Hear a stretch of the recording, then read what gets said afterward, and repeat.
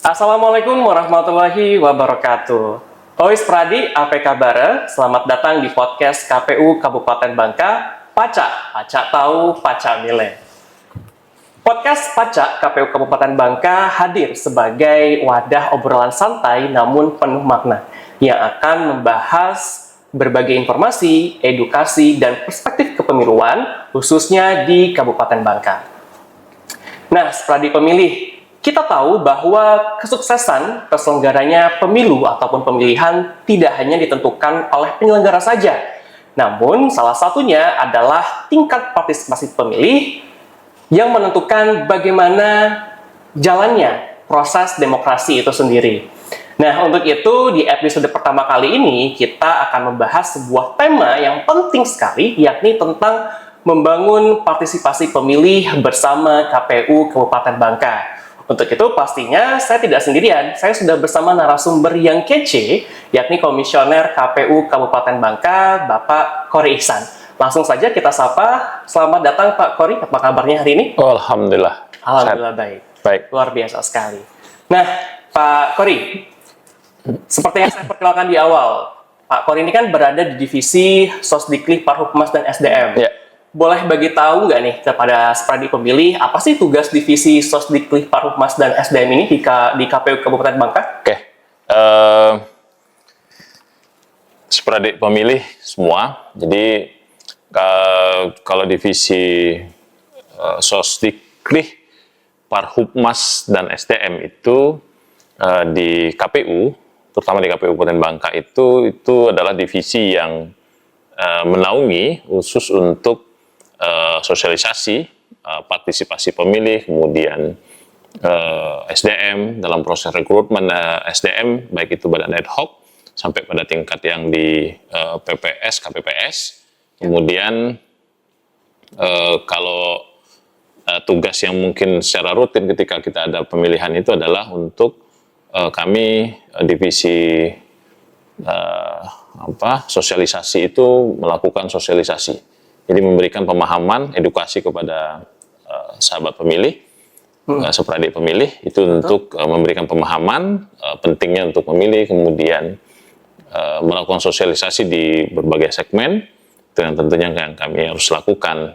Gunanya untuk apa? Itu adalah untuk dalam upaya peningkatan partisipasi. Jadi partisipasi pemilih itu sangat penting, makanya di KPU itu harus ada divisi yang khusus membidangi itu. Betul sekali. Nah, berarti divisi Sosdiklik, Parhubmas, dan SDM ini sangat strategis sekali ya Pak ya, karena berbicara soal demokrasi, tetapi tanpa adanya partisipasi aktif dari masyarakat itu bagaikan sayur tanpa garam ya Pak Kori ya. Oke, selanjutnya nih ngomong-ngomong soal pendidikan pemilih. Mengapa pendidikan pemilih ini menjadi hal yang penting dalam setiap tahapan pemilu? Kenapa ini penting? Karena dalam keberhasilan pelaksanaan pemilu ataupun pemilihan itu, salah satu indikator yang menjadi indikator penilaiannya itu adalah bagaimana partisipasi pemilih, peran serta masyarakat itu ikut dalam pemilu atau pemilihan itu sendiri. Karena sebaik apapun KPU dalam upaya memberikan melaksanakan tahapan-tahapan itu tanpa ada partisipasi dari masyarakat itu dikatakan tidak akan pernah berhasil. Betul. Karena salah satu dinilai yang seperti saya bilang di awal tadi, partisipasi yang rendah itu masyarakat akan menilai, publik akan menilai bahwa pemilihan itu kecenderungannya adalah gagal. Iya. Ya, jadi karena masyarakat tidak ikut berperan di situ. Karena pemilu atau pemilihan itu fungsinya adalah memilih wakil-wakil kita. Betul. Kemudian memilih pemimpin kita. Setuju. Harapannya adalah pemimpin yang dipilih adalah pemimpin yang memang benar-benar the real pemimpin itu yang bisa membawa daerah itu adalah ke arah yang lebih baik. Tentunya harapan itu. Nah, tanpa ada partisipasi tadi, tanpa ada peran serta tadi, itu mustahil bisa tercapai. Iya. Ada sebagian orang, segerintil orang yang mungkin akan beranggapan bahwa untuk apa saya memilih? kenapa saya harus memilih? Kemudian apa gunanya saya memilih, kan begitu? Betul. Toh wilayah kita begini-begini saja. Betul. Nah, peran KPU disitulah. Peran KPU itu adalah memberikan edukasi itu, memberikan pemahaman itu kepada masyarakat bahwa ketika kita memilih, gunanya adalah untuk ini, untuk memilih pemimpin kita, dan harapannya adalah ketika di hari H, ketika di hari pemilihan itu masyarakat ikut berpartisipasi, memberikan hak suaranya, kemudian datang ke TPS, kemudian di situ kemenangan masyarakat itu adalah ketika mereka memilih, ikut serta, kemudian masyarakat sendiri, publik sendiri mendapatkan pemimpin yang sesuai dengan harapan masyarakat secara umum. Iya, betul sekali. Jadi peran dari pendidikan pemilih ini sangat penting karena sebetulnya masyarakat kita itu masih ada yang memiliki stigma negatif gitu ya terkait betul. ikut berpartisipasi dalam demokrasi. Betul. Bahkan sebetulnya pendidikan pemilih ini menjadi penting agar membuka wawasan perspektif mereka bahwa satu suara itu sangat menentukan masa depan bangsa. Betul. Jadi penting sekali khususnya di Kabupaten Bangka oleh KPU sendiri melakukan berbagai inovasi, sosialisasi serta pendidikan pemilih, dan kita tahu bahwa di tahun 2029-2030 nanti kita juga akan melaksanakan pemilihan kembali Pak Maria. Dan kita tahu bahwa pada tahun tersebut kita akan mengalami bonus demografi, di mana banyak sekali pemilih pemula yang akan ikut berpartisipasi. Nah, bagi pemilih pemula ini kan karena baru pertama kali kan mereka pastinya bingung ya Pak Maria. Pentingnya ikut berpartisipasi itu seperti apa, kenapa mereka harus memilih. Nah, untuk KPU Kabupaten Bangka sendiri, strategi apa sih yang dilakukan untuk menjangkau pemilih pemula dan generasi muda khususnya di Kabupaten Bangka? Pemilih pemula yang kemarin di 2024 ya, kemudian di 2025 kita ada pemilihan ulang. Tentunya yang kemarin belum bisa memilih, kemudian di 2029 nanti tentunya itu akan memilih. Yang hari ini sudah masuk di umur 15 tahun, kemudian atau 14 tahun juga, atau di 16 tahun itu juga sudah bisa memilih nanti di 2029. Dan pertanyaannya apa upaya KPU? Betul, gitu kan? Strategi KPU ketika untuk menjangkau pada pemilih-pemilih pemula ini yang notabene adalah mereka kurang memahami, belum pernah ikut apa itu pemilu, bagaimana prosesnya. Nah, strategi yang KPU Bangka lakukan itu tentunya di masa menjelang, mulai dari ketika selesai pemilihan ulang kemarin, dan tetap KPU lakukan adalah melakukan sosialisasi yang kepada pemilih-pemilih pemula. Strategi itu yang kami coba lakukan adalah dengan bekerja sama dengan sekolah, kemudian di kelompok-kelompok pemuda, pelajar, kemudian melakukan sosialisasi yang kami lakukan ke sekolah dengan melibatkan pihak sekolah, kemudian menjadi pembina upacara di sekolah. Pada hari Senin. Tentunya sekali lagi yang perlu saya sampaikan bahwa dalam upaya melakukan partisipasi itu, dalam upaya melakukan sosialisasi itu, tentunya KPU tidak berpatokan pada anggaran yang mungkin minim dan apapun itu alasannya. Tentunya ada upaya-upaya walaupun anggaran tidak begitu besar dalam upaya sosialisasi, tentunya KPU Kabupaten Bangka melakukan sosialisasi yang minim budget, minim anggaran. Contoh yang saya sebutkan tadi menjadi pembina upacara contoh. Nah, di situ kami memberikan di sosialisasi dia jadi pembina upacara cukup membahas 5 menit, dalam 5 menit sampai 10 menit paling lama itu menjadi pembina upacara dan menyampaikan terkait dengan gambaran pemilu yang akan datang di 2029. Nah, tentunya strategi-strategi itu yang kami coba lakukan, kemudian bekerja sama dengan kelompok-kelompok OKP, kemudian Ormas mungkin yang akan kita tetap ini, dan menjangkau beberapa pemerintah daerah juga tentunya kami akan coba melakukan kerjasama untuk memberikan pemahaman-pemahaman itu kepada masyarakat untuk bisa memilih di 2000 pemilu yang akan datang. Iya, gitu. karena memang kita saat ini sedang mengalami efisiensi ya Pak ya, namun tidak menghalangi KPU Kabupaten Bangka untuk melakukan terobosan, inovasi, banyak cara menuju Roma gitu ya, banyak jalan menuju Roma, sehingga memang harapannya nih tingkat partisipasi kita setiap tahapan itu meningkat dengan adanya program Sosdikli ini ya. Ini salah satu yang mungkin yang kita lakukan podcast ini salah satunya. Salah satunya ada dengan podcast. Selain sosialisasi, kita juga melakukan podcast seperti yang Spradik pemilih. Jadi ini untuk bisa menjangkau yang hari ini udah zaman digital, ya tinggal kita meramu bagaimana masyarakat bisa paham lewat apa yang kita obrolkan hari ini, dan ternyata pemilu itu begini, pemilihan itu begini, kan begitu. Betul. Karena memang sekarang pendekatan tidak hanya lagi secara tatap muka, tapi juga betul.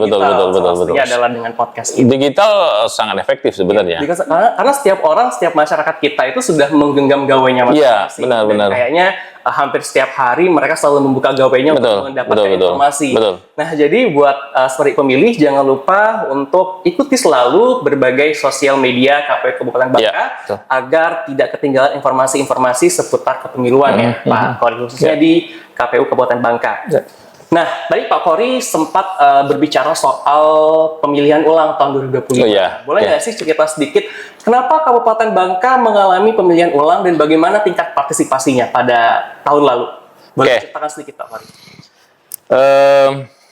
Pemilihan ulang terjadi karena pada saat pemilihan serentak di 2024 itu ada beberapa daerah yang ada di Indonesia, salah satunya adalah di Kabupaten Bangka, malah di Provinsi Bangka Belitung ada 3 kabupaten, 2 kabupaten 1 kota ya, gitu yang dimenangkan oleh kota kosong. Jadi secara aturan memang KPU Kabupaten Bangka, khususnya di wilayah Kabupaten Bangka itu harus diadakan pemilihan ulang. Makanya di 2025 diadakan pemilihan ulang, dan waktu pemilihan 2024 itu kita hanya ada 1 calon tunggal, kan begitu. Dan dimenangkan oleh kota kosong, kolom kosong waktu itu, dan dilaksanakanlah pemilihan ulang di 2025. Nah, tentunya itu alasan kenapa pemilihan ulang itu terjadi, dan kemarin di pemilihan ulang itu kita ada lumayan banyak pasangan calon kita kan kemarin. Jadi ada 5 pasangan calon. Nah, itu sebenarnya masyarakat juga diberi kesempatan untuk bisa memilih. Ada banyak sekali pilihan yang sebelumnya cuma ada satu calon, kemudian muncul 5 gitu. Jadi dan alhamdulillahnya sudah dalam prosesnya berbagai dinamika muncul di situ, berbagai tapi KPU sudah coba melaksanakan di pemilihan ulang kemarin itu dengan sebaik-baik mungkin, dengan mengikuti aturan mainnya semua, dan memang agak sedikit berisiko, memang agak sedikit berdinamika yang memang lumayan sangat luar biasa, tetapi alhamdulillah itu bisa terselesaikan dengan baik, dan hari ini sudah Bupati terpilih sudah menjalankan tugasnya ya. Gitu.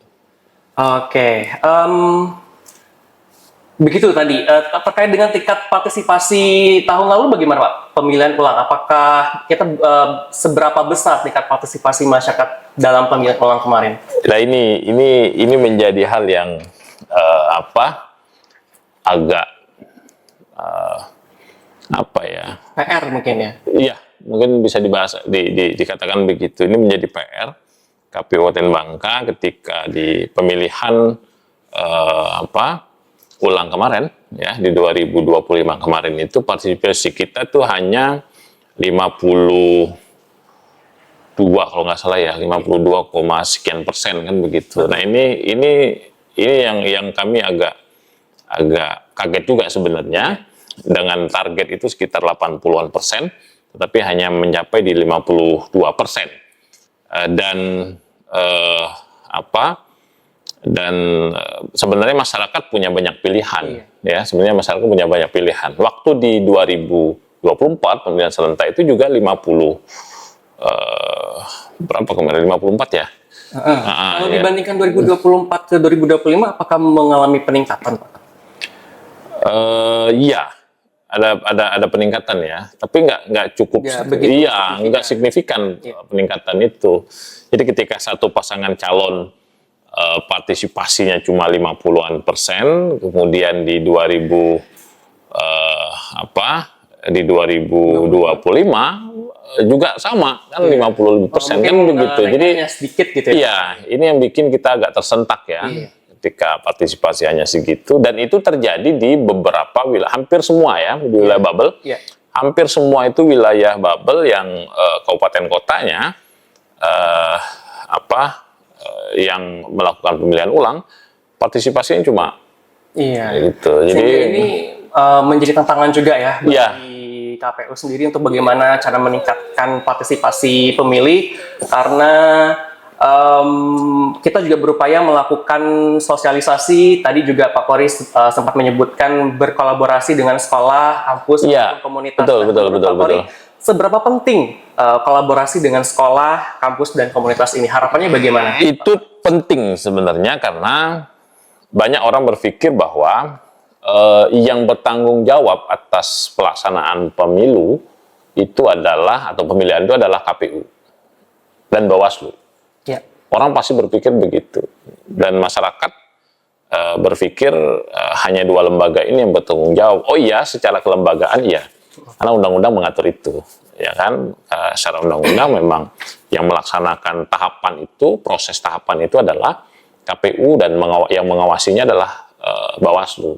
Tetapi yang harus kita berikan pemahaman kepada masyarakat bahwa ketika ini menyangkut hal secara keseluruhan pelaksanaan, bukan tahapan, secara keseluruhan pelaksanaan itu adalah harus ada peran aktif dari berbagai elemen, ya, pemerintah daerah terutama, kemudian dari kepolisian, kemudian dari kejaksaan, kemudian dari berbagai stakeholder terkait itu. Dan Forkopimda. Iya, itu harus berperan aktif semua, dan alhamdulillahnya di 2000 beberapa kali kita melakukan pemilihan, baik pemilihan serentak dan pemilihan ulang, Forkopimdanya dan stakeholder terkait itu sangat luar biasa, memberikan dukungan. Karena itu menjadi atensi juga dari pemerintah pusat, dari KPU pusat dan dari pemerintah pusat terkait dengan peran serta Forkopimda dan stakeholder terkait dalam menyukseskan di pemilu atau pemilihan di Kabupaten Bangka, kan begitu. Jadi seberapa penting itu stakeholder terkait itu dalam hal memberikan dukungan, itu sangat berperan ya, harus.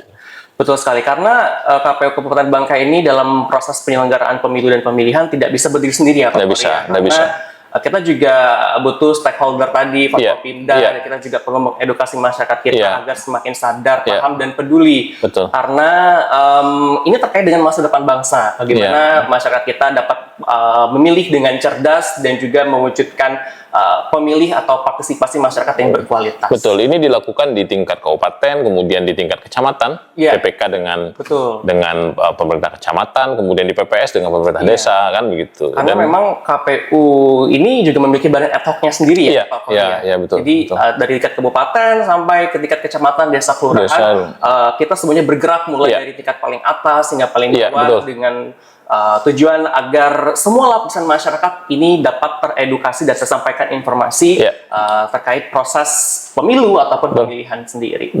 Oke, nah ngomong-ngomong soal penguatan kelembagaan dan SDM, bagaimana cara KPU Kabupaten Bangka menyiapkan SDM-nya agar profesional dan berintegritas? Kita tahu bahwa dalam proses pemilihan ataupun pemilu ini kan terjadi dinamikanya sendiri, Pak ya, terutama menghadapi problem atau sengketa gitu ya. Bagaimana cara KPU ini tetap dapat bersikap menyiapkan SDM yang profesional dan berintegritas? Pemilu yang berkualitas tentunya harus disupport oleh SDM juga yang berkualitas. Ini menjadi hal yang penting ketika kita ingin mendapatkan hasil yang baik. Dalam proses yang baik, tentunya kita harus punya personil, kita harus punya jajaran, kita harus punya SDM yang memang mumpuni secara kemampuan, secara semua hal. Betul. Ini upaya yang harus dilakukan, yang memang harus dipersiapkan oleh KPU. Tentunya dalam proses rekrutmen, kita mulai dari proses rekrutmen. Ya, proses rekrutmen itu kita coba dan kita memang harus sesuai dengan aturan proses rekrutmen itu. Ada standar-standar yang memang harus dipenuhi, Betul. ada tes yang memang harus diikuti, kemudian ada standar yang memang harus dipenuhi, dan alhamdulillahnya dalam proses rekrutmen kemarin, tentunya KPU memiliki SDM-SDM yang secara pengalaman itu sudah sangat berpengalaman, kemudian secara pengetahuan mumpuni juga, kan begitu. Ketika memang harus melakukan koordinasi antara berbagai tingkat, itu juga sudah bisa dijalankan dengan baik. Nah, ini tentunya KPU tentu sendiri dalam hal proses rekrutmen, kemudian bagaimana kami coba mengatur SDM ini, memberikan pemahaman itu, memberikan edukasi kepada badan ad hoc kita yang ada di berbagai tingkatan, tentunya kami coba lakukan secara berjenjang, secara baik, secara kemampuan-kemampuan yang mungkin ada yang kurang, kami tetap lakukan di memberikan pemahaman itu, pembinaan kepada Jadi salah satunya adalah melalui rekrutmen yang berkualitas dan sesuai dengan prosedur peraturan yang berlaku. Iya, betul. Oke. Nah, terakhir nih Pak Kory, pesan dan harapan buat masyarakat kita, khususnya seperti pemilih, apa sih yang disampaikan melalui podcast episode pertama ini terkait dengan membangun partisipasi pemilih? Oke, untuk seluruh supradik pemilih semua, jadi KPU tentunya dalam beberapa waktu ke depan sampai dengan proses pemilihan nanti, pemilu nanti di 2029, tentunya kami tidak henti-hentinya akan memberikan pemahaman edukasi kepada seluruh masyarakat dalam hal pentingnya pemilu dan pemilihan itu sendiri. Tentunya harapan kami dan beberapa pihak-pihak terkait yang mungkin harus kami libatkan, harapannya adalah bisa membantu KPU dalam hal melakukan edukasi itu, sosialisasi itu, dan terutama yang mungkin yang kami galakkan adalah di sekolah-sekolah tentunya pada pemilih-pemilih pemula ini. Jadi mudah-mudahan ini sejalan juga antara program KPU dengan masyarakat juga bisa menerima, pihak-pihak terkait juga bisa menerima dan bisa membantu KPU dalam upaya peningkatan partisipasi itu. Dan masyarakat sendiri tentunya akan teredukasi dengan hadirnya KPU untuk bisa di masyarakat hadirnya KPU di masyarakat untuk memberikan pemahaman itu. Iya, betul sekali. Harapannya juga nanti di pemilihan berikutnya 2029 KPU Kabupaten Bangka bisa mencapai target nasional 80%. Betul. Jadi, yuk seperadik pemilih, kita pantau, kita tonton terus podcast Paca Tahu Paca Mileh, agar seperadik pemilih selalu update ilmu pengetahuan baru seputar kepemiluan. Oke, terima kasih banyak kepada Bapak Kory atas waktu dan insight dan telah dibagikan pada seperadik pemilih semuanya. Semoga obrolan kita kali ini memberikan pemahaman sehingga kita tidak hanya sekedar mencoblos, tetapi juga memahami esensi dari demokrasi itu sendiri. Sampai jumpa di episode Pacak berikutnya. Jangan lupa untuk like, comment, subscribe agar teman pemilih atau seperadik pemilih tidak ketinggalan episode selanjutnya. Akhir kata, saya pamit undur diri. KPU Bangka Paca Tahu Paca Mileh. Wassalamualaikum warahmatullahi wabarakatuh. Waalaikumsalam warahmatullahi wabarakatuh.